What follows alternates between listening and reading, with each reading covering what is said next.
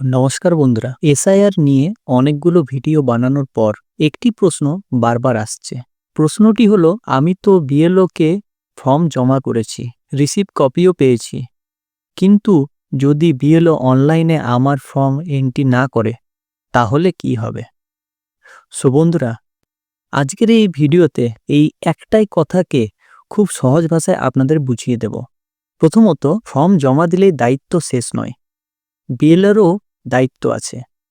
আপনি ফর্ম জমা দিলেন, বিএলও স্ট্যাম্প করে রিসিভ করে দিলেন, এখানেই কাজ শেষ নয়।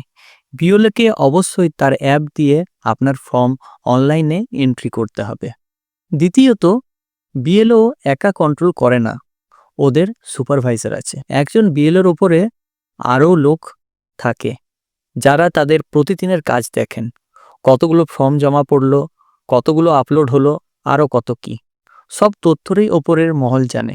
অর্থাৎ বিএলও চাইলে ইচ্ছা করে কারোর ফর্ম এন্ট্রি না করে রাখতে পারবে না।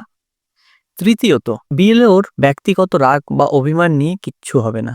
অনেকেই বলেন, বিএলও তো আমার বাড়ির লোক, কয়েকদিন আগেই ঝগড়া হয়েছিল, যদি আমার ফর্ম এন্ট্রি না করে। এটা একদমই বাস্তব নয়, কারণ ফর্ম জমা নিলে, ফর্ম রিসিভ দিলে সেই ফর্ম অনলাইনে এন্ট্রি করা বিএলওর দায়িত্ব।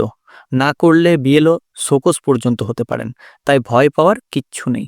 চতুর্থত, বিএলও ইচ্ছা করে কারোর ফর্ম বাদ দিতে পারবেন না, কারণ প্রতিদিন কতগুলো ফর্ম এন্ট্রি হলো, কতগুলো ফর্ম জমা নেওয়া হলো, কার এলাকায় কত ভোটার আছে, সব কিছু সিস্টেমে দেখা যায়।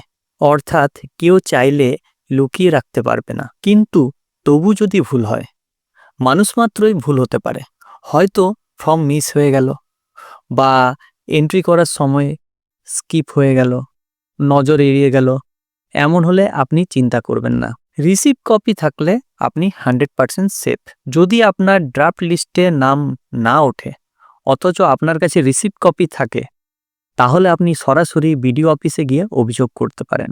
ফর্ম জমা দেওয়ার প্রত্যেকের নাম এসআইআর ড্রাফট লিস্টে উঠতেই হবে, এটা আইনগত বাধ্যতা। সংক্ষেপে সবকিছুর উত্তর হলো, বিএলও যদি আপনার ফর্ম জমা নেয়, আপনার দিক থেকে কাজ শেষ। অনলাইনে এন্ট্রি করা বিএলওর দায়িত্ব, ইচ্ছা করে বাদ দিলে বিএলও বিপদে পড়বে, আপনি নন। কিছু ভুল হলে রিসিভ কপি দেখিয়ে বিডিও অফিসে বলে দিন। আশা করছি আপনার কনফিউশন পুরোপুরি দূর করতে পেরেছি এই ভিডিওর মাধ্যমে। ভিডিওটি ভালো লাগলে অবশ্যই একটা লাইক করবেন। ভিডিও দেখার জন্য অনেক অনেক ধন্যবাদ। ভালো থাকুন, সুস্থ থাকুন। আশা করছি এই ভিডিওটা আমাদের ভালো লেগেছে। যদি ভালো লেগে থাকে অবশ্যই চ্যানেলটিকে লাইক, কমেন্ট এবং সাবস্ক্রাইব করবেন, এবং পাশে যে বেল আইকন রয়েছে সেটাকে ক্লিক করবেন নিয়মিত সবার প্রথম সঠিক আপডেট পাওয়ার জন্য। সো থ্যাংক ইউ, ধন্যবাদ এই ভিডিওটা শেষ অবধি দেখার জন্য।